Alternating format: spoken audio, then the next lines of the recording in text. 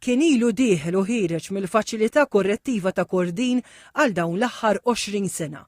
Ir-raġel li huwa wkoll missier spjega lil TVM News li ta' 13-il sena kellu jitlaq mid-dar tal-familja minħabba ħemel ta' problemi li kien jgħix fihom.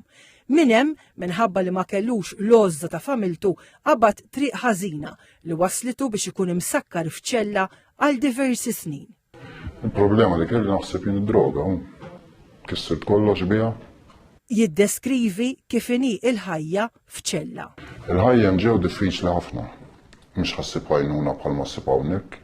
Ir-raġel qal li issa li qed jiskonta l-aħħar sena tiegħu mill-ħabs ilu 5 xhur fi programm residenzjali tal-Fondazzjoni Midla mad-Dawl fid-dar bla ħitan. Dar li l-iskop tagħha u li taj nies bħalu jintegraw fil-komunità billi jsibu xogħol u jitalmu b'dixxiplina u stabbiltà jgħixu ma' sħabhom fl-aqal. Il-istuk għal barra, familja, xogħol, jittikiljawlek ħafna dawn l-affarijiet. Jien eżempju ħdim ħafna fuq biex nerġa' niġi mal-familja tiegħu mat-tfal tiegħi.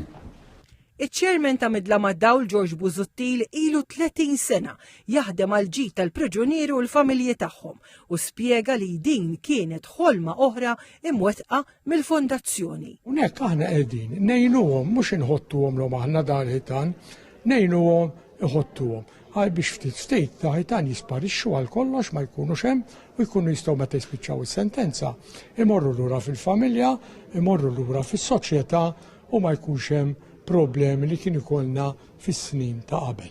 Mariella Mendes mill-Awtorità ta' Djar spjegat li l-Awtorità ħadmet ħafna biex dan il-proġett jinvesti f'dar li kienet abbandonata u dilapitata u bekk il-pajjiż ikun qed jirrestawra binja eżistenti flok jibni bini ġdid. Il-Ministru għall-Akkomodazzjoni Soċjali Rodrigue Galdes żar id-dar fejn iltaqa' mal-persuni li qegħdin f'dan il-programm residenzjali fejn ir-residenti esprimew is-sodisfazzjon tagħhom li qegħdin jirreabilitaw ruhom u jibdew paġna ġdida u pożittiva fis-soċjetà.